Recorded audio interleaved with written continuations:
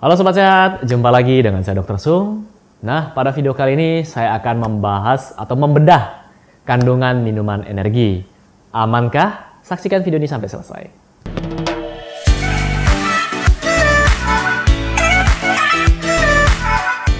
Sobat Sehat, di tahun 2018 kemarin, tahun lalu ya, di bulan April, saya pergi ke Korea. Dan di sana saya sempat berkunjung ke pabrik food and beverage.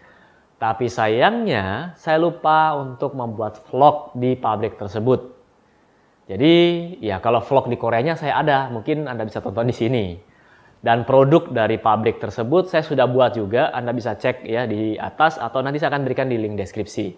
Nah, untuk tahun ini, di awal tahun, kurang lebih di bulan Februari kalau tidak salah, saya juga ada kunjungan ke pabrik. Jadi di Sukabumi, ya di Indonesia ya, di Sukabumi, saya mengunjungi pabrik food and beverage lagi. Dan kali ini adalah pabrik dari minuman energi.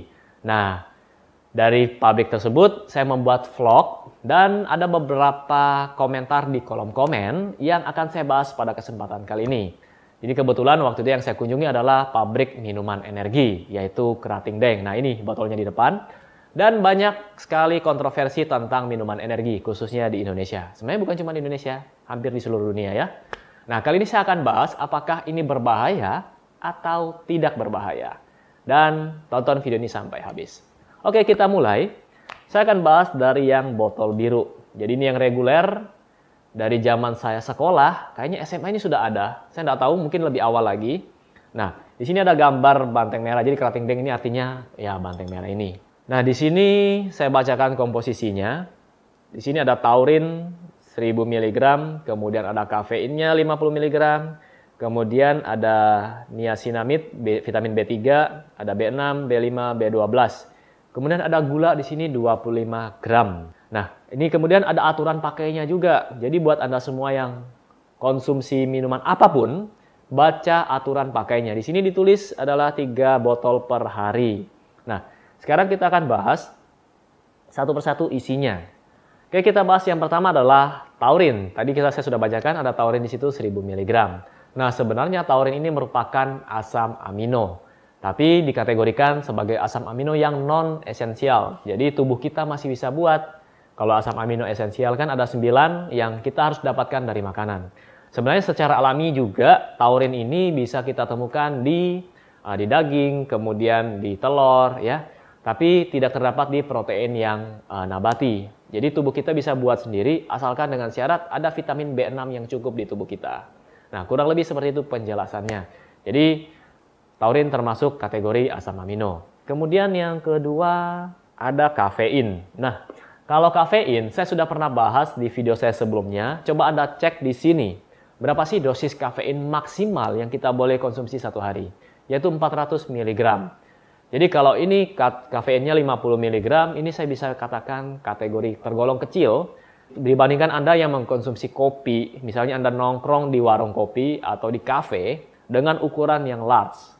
Itu kafeinnya bisa mencapai 100 bahkan 150 mg kalau ukurannya large. Tergantung juga jenis kopi apa yang digunakan. Nah, kalau ini kan sudah tulisannya 50 mg. Kenapa ditulis 3 kali 1 satu hari? Itu adalah aturan yang ditetapkan berdasarkan komposisinya. Jadi kalau sudah ditulis 3 kali 1 ya jangan Anda minum 6 botol atau 10 botol satu hari. Tentu saja itu akan bermasalah buat tubuh Anda. Oke, kemudian lanjut komposisi yang berikutnya. Di sini ada inositol. Jadi inositol itu merupakan mikronutrien juga. Ada yang menggolongkannya ke dalam vitamin B8. Kemudian ini ada juga vitamin B3, B5, B6, B12. Jadi vitamin B di sini fungsinya untuk membantu menghasilkan energi ya. Lalu ada gula yang di sini kadarnya 25 gram. Jadi gula di sini tujuannya untuk menghasilkan energi dengan cepat. Jadi kalau sudah dalam bentuk gula, otomatis tubuh kita akan lebih cepat menyerap ya dibandingkan kita makan karbohidrat yang kompleks. Nah, namanya juga minuman energi untuk menghasilkan energi dengan cepat. Oke. Nah, kapan kita konsumsi minuman energi ini? Oke, nanti saya akan bahas itu selanjutnya. Saya bahas dulu yang satu lagi yang ini. Kemudian yang botol kuning, tutup kuning maksud saya. Jadi di sini komposisinya sama taurin 1000 mg. Kemudian ada L-gluconorolacton. Susah juga bacanya. Kemudian ada kafein sama dosisnya, inositol sama. Kemudian ada lisin. Ya, yang lainnya kurang lebih sama semua, gula juga 25 gram. Oke, kita bahas. Nah, untuk D-glucuronolactone ini digunakan untuk mempercepat pemulihan setelah latihan dan juga menghasilkan energi ya. Kemudian juga ada kandungannya tadi lisin. Nah, kalau taurin itu merupakan asam amino yang non-esensial, sedangkan lisin ini merupakan asam amino yang esensial. Jadi pecahan dari protein itu namanya asam amino. Nah, kalau yang asam amino esensial ini yang tubuh kita tidak bisa produksi. Jadi selain lisin, ada histidin, valin, dan lain-lain. Jadi totalnya ada 9. Oke, jadi kalau kita lihat komposisinya secara keseluruhan, ini aman. Dan satu lagi, ini sudah masuk, sudah terdaftar di Badan POM. Artinya produk ini sudah diseleksi dan sudah mendapat izin dari Badan POM untuk diedarkan. Jadi kalau dibilang berbahaya, jawabannya produk ini tidak berbahaya. Oke? Nah, berbahaya kalau Anda konsumsinya tidak sesuai anjuran. Contoh yang pertama, ada konsumsinya lebih dari apa yang dianjurkan. Misalnya 3 kali 1 sehari, Anda konsumsinya 10-20 botol satu hari. Kemudian yang kedua, Anda konsumsinya Anda oplos.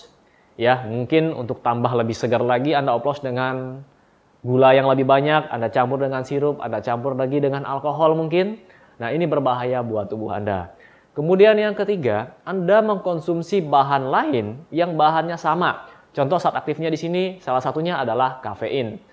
Kafein di sini kalau dosisnya berlebihan itu bisa meningkatkan denyut jantung, kemudian bisa aritmia, gangguan irama jantung, ya, bisa menyebabkan pusing, bahkan insomnia juga. Nah, kalau Anda sudah konsumsi ini, kemudian Anda konsumsi misalnya kopi lagi, kemudian Anda misalnya konsumsi lagi minuman pre-workout atau makanan pre-workout lainnya yang mengandung kafein juga. Nah, otomatis tubuh Anda akan kelebihan dosis kafein. Nah, kalau seperti ini akan membahayakan tubuh Anda. Kemudian kita lanjut yang keempat, berbahaya kalau Anda sensitif terhadap salah satu bahan di dalamnya. Mungkin kita sebutlah kafein tadi. Kalau Anda sensitif, misalnya Anda cuma minum sedikit kafein atau minum sedikit kopi, Anda sudah dredeg, jantung Anda sudah berdetak tidak karu-karuan, Anda minum ini pasti Anda akan mengalami tadi aritmia dan lain-lain. Mungkin takikardi. Nah, Anda bisa kenali tubuh Anda sendiri. Kalau memang Anda tidak kuat, sebaiknya jangan mengkonsumsi minuman ini dan minuman-minuman lain yang mengandung kafein. Oke, itu tadi penjelasan dari komposisi minuman energi ini. Dan kita bahas sekarang pertanyaan-pertanyaan yang ada di kolom komen. Tentu saja saya tidak bahas semuanya, saya akan pilih yang menarik untuk kita bahas. Oke? Kita lihat dulu dari pertanyaan pertama dari Anton Antin. Amankah mengkonsumsi minuman energi tiap hari? Karena setahu saya tidak bagus buat ginjal. Ya, mungkin Anda pernah mendapatkan broadcast, entah itu dari WhatsApp atau dari sosial media lainnya yang mengatakan bahwa jangan mengkonsumsi minuman A, B, C, D, E, F, G, H, I, J, K karena dapat menyebabkan pengerasan otak, gagal ginjal, gagal jantung, dan sebagainya. Oke, sebelum Anda menelan mentah-mentah itu, pelajari dulu apa komposisinya. Nah, tadi saya sudah bahas komposisinya dan semuanya aman. Tapi sekali lagi, walaupun itu aman, kalau Anda konsumsi dosisnya berlebihan akan menjadi tidak aman buat tubuh Anda. Bahkan termasuk air putih sekalipun. Kalau misalnya dosis Anda 2-3 liter satu hari, atau 2 liter, atau 3 liter, tergantung berat badan Anda konsumsinya 2 kali lipat. Apa yang terjadi? Itu juga akan menyiksa organ tubuh Anda, yaitu ginjal. Nah, sama di sini ada kafein. Kalau kafein ini kan fungsinya selain meningkatkan denyut jantung, energi, dia juga mempunyai efek diuretik. Jadi efek diuretik ini membuang air dalam tubuh kita. Nah, kalau Anda konsumsinya berlebihan, ya akhirnya kerja ginjal Anda akan berat. Untuk itu Anda harus mengikuti anjuran pakai yang tertera di kemasannya. Oke? Kemudian dari Kolif Bagas, dok saran mungkin bisa bahas komposisi dari kerating deng dan pengaruhnya terhadap fisiologi tubuh. Terima kasih dok. Nah, video ini sudah membahas apa isinya tadi ya. Kemudian Rena Kun, dok mending painkiller dok daripada energi drink. Terus ada XD. Nah ini pertanyaannya saya tidak tahu ini ditujukan untuk benar-benar membandingkan antara painkiller dan energi drink atau karena Anda suka main game PUBG. Jadi kalau Anda suka main game PUBG, jadi buat Anda yang familiar dengan game ini mungkin Anda tahu painkiller ini untuk memboosting HP ya, health point itu sekitar 60%, sedangkan energi drink hanya 30%. Mungkin itu yang Anda maksud. Atau dari sisi medis. Kalau dari sisi medis saya akan jelaskan seperti ini. Kalau dari sisi medis, painkiller itu kerjanya akan berbeda dengan energi drink. Kalau painkiller, dia akan memblok untuk rasa sakit, namanya painkiller. Kalau untuk energi drink, dia akan memberikan tambahan energi karena ada gula dalamnya, kemudian taurin dan lain-lain tadi. Misalnya Anda sakit karena luka, yang cocok adalah painkiller, bukan energi drink karena lagi sakit atau pinggang Anda sakit. Tapi sekali lagi, painkiller pun tidak boleh Anda konsumsi sembarangan walaupun dijual bebas di pasaran. Baca aturan pakainya, baca dosisnya, karena punya efek samping juga. Kita lanjut. Kemudian dari Yosi Ionike, ini pertanyaan terakhir ya yang saya bahas. Dok, bukannya minuman seperti ini tidak baik buat kesehatan? Tanda tanya. Ayah teman saya kena sakit jantung, salah satunya selalu minum minuman ini. Nah, ini menarik untuk dibahas. Jadi begini, saya tidak tahu penyakit jantungnya seperti apa, tapi kalau serangan jantung misalnya, itu diakibatkan karena penyumbatan di arteri koroner dan bukan karena minuman ini. Karena plak akibat penumpukan lemak di sana. Nah, itu salah satunya. Mungkin yang bisa disalahkan adalah pola makan. Mungkin kebanyakan makan daging merah yang mengandung lemak jenuh, kemudian goreng-gorengan, santan. Nah, ini salah satu penyebabnya. Kemudian banyak orang juga yang kalau sudah mengkonsumsi minuman energi, dapat tambahan energi, akhirnya lupa kalau mereka belum makan pagi, belum makan siang, belum makan malam mungkin. Kerja terus dihajar misalnya yang pekerjaannya sopir. Maaf, saya bukan merendahkan atau menyalahkan profesi Anda. Sopir juga merupakan salah satu pekerjaan yang baik, yang halal. Tapi kadang Anda lupa untuk makan, lupa untuk sarapan, lupa untuk makan siang. Karena kebiasaan dengan konsumsi minuman energi. Minuman energinya tidak salah, tapi kebiasaan Anda yang salah. Jadi mentang-mentang sudah dapat energi, ya sudah saya tidak makan. Jadi yang dihajar cuma minuman energi dan rokok. Ya memang keduanya ini dapat memberikan tenaga buat Anda lebih melek. Tapi tetap tubuh Anda membutuhkan gizi, zat gizi ya. Anda perlu makan, Anda perlu protein, karbohidrat, lemak yang baik.